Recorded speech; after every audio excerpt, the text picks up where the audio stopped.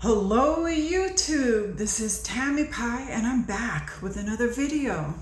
I am still here in Kailua Kona and my granddaughter is totally adorable. I am going to hopefully quickly, do a little tag called Halloween Party Decks by Hexa at Tarot and Witchery. This is a tag with 13 decks, and let's get started.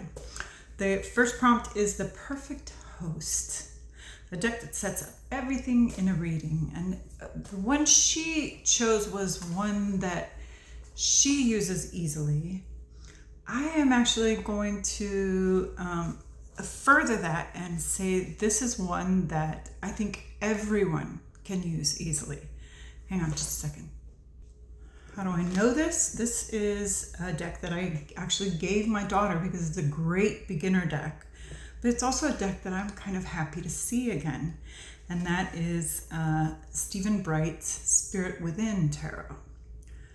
And the reason is this deck is incredibly clear. Oh, it is going to be. It also has very shiny cardstock.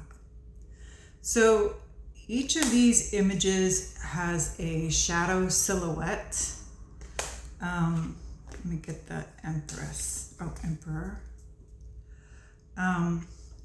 The minors are color-coded.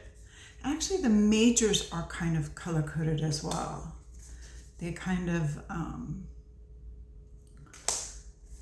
do like the same thing. So the wands are this kind of browny orangish red, and a lot of these, the pentacle, or what is this, the swords are kind of goldy yellow. There's a magician. The cups are this nice watery blue.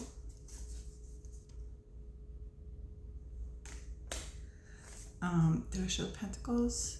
Are this nice green? What did I not show? Anyway, very easygoing, simple, super clear tarot deck. Stephen Bright's Spirit Within Tarot. You're gonna watch me melt in real time because it is so hot. Okay, Party Decor, a deck that's all about the Halloween aesthetic for you. Okay, so I would love to go to a party that looked like the Gothic Literature Tarot by Sirian Shadow. This deck is just beautifully, gothically creepy and spooky. This could be like a black and white cocktail party or something like that. Black and white and red, because it's got these cool red things. The cardstock on this deck is also incredibly comfortable to shuffle. I love the cardstock. I've heard a couple different people say different things about it, but I don't know how you could not love it. And it's just this beautiful, super creepy, but also kind of super sexy backgrounds. Very gothic. Can you imagine all your favorite goth people fully going all out as vampires and Edgar Allan Poe characters, and yeah. So that would be my aesthetic if I could have it. All right, prompt 3, comfort food, a deck that always satisfies, leaving you feeling good. And if you know, you know, I love the Supernatural Tarot. This is an Insight Editions deck. It does have some lazy pips, but you know what? Doesn't bother me a bit. The pips actually have some personality if you know the show well. And if you know the show well, and have listened to the podcast and have done all the torturous things, then this deck will give you a beautifully enhanced reading. It has wonderful characters from the 15 seasons of this show's run. And for some reason, for me, it is an absolutely feel-good comfort food deck. The next prompt, number 4, is Bobbing for Apples, a deck that is hit or miss. Sometimes it's right, and other times you're left empty-handed. Okay, and for me, this is the Gardens and Goblins by Jonathan William Sasha. And it's just, there are a couple of decks that I could have put here, but this one, sometimes it's just right on. Sometimes I can, pull a reading just like this card, definitely. But other times, I'm like, okay, flowers, vegetables, and this guy. So I'm sure that I'll get better with time. Like if I spent a huge amount of time with this deck, I really wanted this deck, and I'm really glad to have it. But it's definitely a hit or miss for me. So that is my Bobbing for Apples deck. It does have great cardstock though. It's fun to shuffle. So, I'm away from most of my collection, which is very difficult for me. But I did bring a fair amount of tarot with me, so I'm able to do a few tarot tags, right? But, I've been playing with my new baby, my new granddaughter, and really enjoying myself. So, prompt number 5, the Werewolf Costume, a deck that brings transformation. And honestly, there is no better deck than Spirit Keepers. This is Spirit Keepers Revelation, the second printing. And I love this deck. Honestly, this deck has been through the ringer, but it has held up pretty good considering how hard I go with it. I love that it has the little extra I Ching at the bottom there. It's got all your Golden Dawn associations. Plus a little extra. These are like magical numbers. You can go as deep or as light as you wish with this deck. It will read for anyone who is at all tarot knowledgeable right out of the deck. Right out of the box. I promise you it will. Too often I feel like I hear people going, I just never pull it out because I haven't read the book yet. You don't have to read the book. And honestly, she wrote the medium tarot books, which I think you can download them for free and get them printed up if you want. You don't even have to get them printed up. I have my big book of maps right here on my tablet, and it is really, really useful. So that is my Werewolf Tarot. Sorry, that was Werewolf Costume. All right, so what I have with me are a bunch of tarot decks that I chose purposefully because I thought they would be great not only for spooky season, but also great in Hawaii.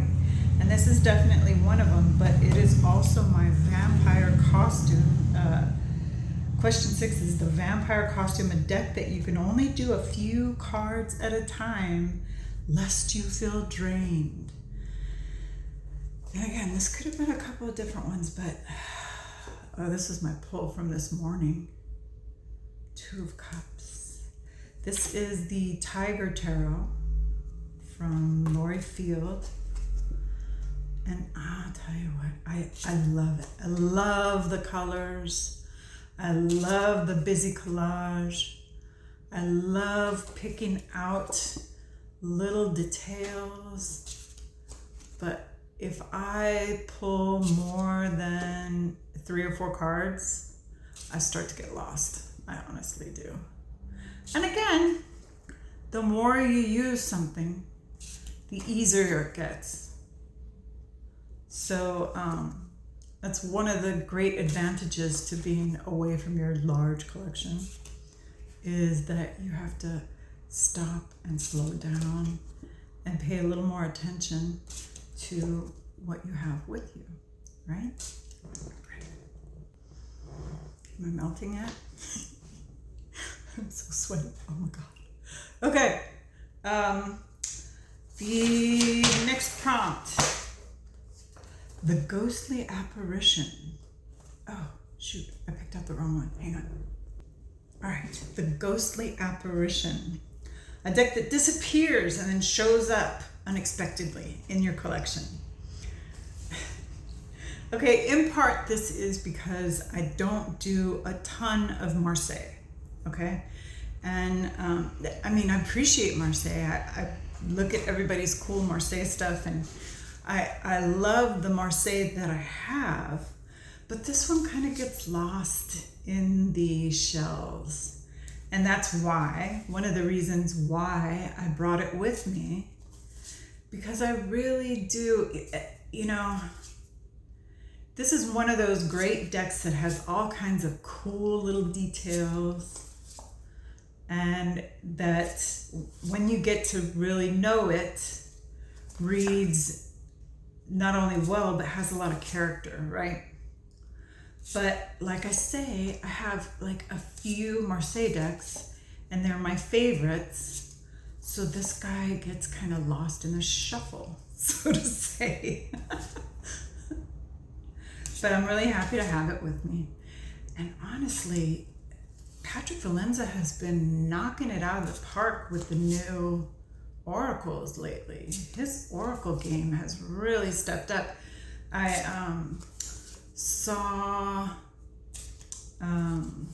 Tarot Geek, Dana over at Tarot Geek showed the his latest deck that people are just getting now, and it is gorgeous. I would love to see that one in person. Anyway, yeah, this is my Ghostly Apparition. All right. Prompt number 8, the Zombie Costume, the deck that's in tatters. And usually I show Dame Darcy in that spot, because my Dame Darcy really has taken a beating and just continues to keep on going. Eventually I'm gonna have to like trim the edges off or something. But this Nellie's deck by Kelly Fitzgerald also has seen a ton of use. If you look at this along the edges, and this is I believe a Make Playing Card Smooth. I think she did it in the smooth. But since I've shuffled it so much, it is starting to get some beautiful wear and tear. And because it's got these kind of different colors of paper, how can I show this? The wear and tear actually looks really good on it. Even the backs. The backs kind of looked weary-teary anyway.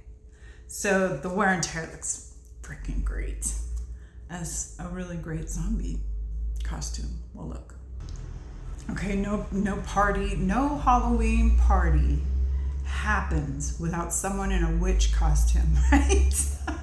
I don't know how many of us have been a witch for Halloween. How many of us have seen a witch on Halloween? The witch costume is a standard, as is the zombie costume. So my favorite witchy deck, well, the one with me is Buffy the Vampire Slayer. I watched Simon unboxing the big deluxe version, which honestly it looks pretty much exactly the same to me, except for like way harder to shuffle and handle. But I have been doing the same thing with this one, minus the podcast. I haven't listened to the podcast, but I am almost finished with the 7 seasons of Buffy the Vampire Slayer. Oh, how I suffer from my art. I'm telling you. So, but when you do that, it enables you to pick out all these great characters. They really did illustrate this deck really, really well. And y'all, it says vampire, but this is a witchy show. I mean, come on. You got the magic shop. They're constantly doing spells. You got Willow and Dark Willow. Everybody needs a spell to get rid of a demon, a spell to fix a problem, a spell to bring you back, a spell to take you there. I mean, this show is super witchy, which is probably why all you cool goth kids that grew up in the 90s loved it so much. She is working at the horrible burger place. Oh my God. Prompt number 10, Blood and Guts, a deck that cuts you to the core. Use at your own peril. And this one, I could have called this one the witchiest one, but the Buffy one doesn't cut me to the core, and this one has in the past been a little rough and tough. I think it's because of the way she illustrated this.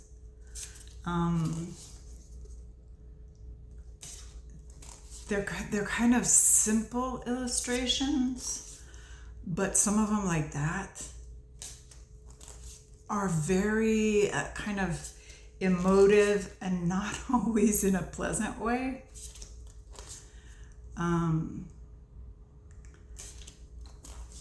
You can get a little bit of a paper cut from these cards. Yeah. But also super witchy too, right? Or mermaidy. Or snacky. Okay, so that is prompt 10. Did I say this is the Stunning Tarot by Jonathan William Sasha? And this is the first edition, the latest edition, which I've seen posted a few times on Instagram. Is really beautiful. It's got that long, skinny, like the earlier editions of the Jonathan William Sasha tarot. Really nice. Okay, this is what happens. We end up with piles of stuff, right? So prompt 11, the couple's costume, the perfect pair of decks for the season, because actually my daughter and my son-in-law used to always dress up as couples. They're not doing it this year, of course, because she's just had a baby. But last year they were nerds. They've been like Barney and Wilma Rubble. They've done all kinds of just adorable little couples costumes. And I discovered this, like you do discover things, accidentally. This is another deck that I actually created and gave to my daughter. This is the Way of the Warrior life guidance cards. And this is an add-on to one of the Metaphysicians planners that Benebell sells every year. I should be getting mine again pretty quick here. But I laid it out the other day with Smoke, Ash, and Ember by 3 Trees. And these two could almost be made for each other. These dragons really work with the whole kind of Chinese aesthetic of Benebell Wen's oracle. I mean, I just thought I'd show something different, right? And that's what I have and what I most recently paired together. And you know, when you find something by surprise and you're like, wow, never would have thought of that, never would have written it down or went out and purchased these things to go together. But then you put them together and you're like, oh man, that's great. And finally, prompt 12, deck 13, to the No Costume, a no frills deck. Someone always refuses to dress up. Yeah, it's true, they do, but we love you anyway, right? And this is I think it's just called, is it called Sawyer's Path? It's called Sawyer's Path Tarot. And this is just a simple RWS deck done in Jamie's tattoo art style. And it's easy, it's clear, the readings are super obvious, and I mean, this could have been the party host too. Baby on a horse. And I've done great readings with this deck already. I am so happy. Oh, and by the way, if you have any of these decks and were sad because you didn't get the matching tarot bag or have the, if you're really lucky and have the tiles from Jamie Sawyer, Moonlit Fae is doing a pre-order of the collaborative material for these. So if you didn't get a matching bag and you want one, now's the time to head over to Moonlit Fae's website. Yeah, so that is the last one, and thank you for coming.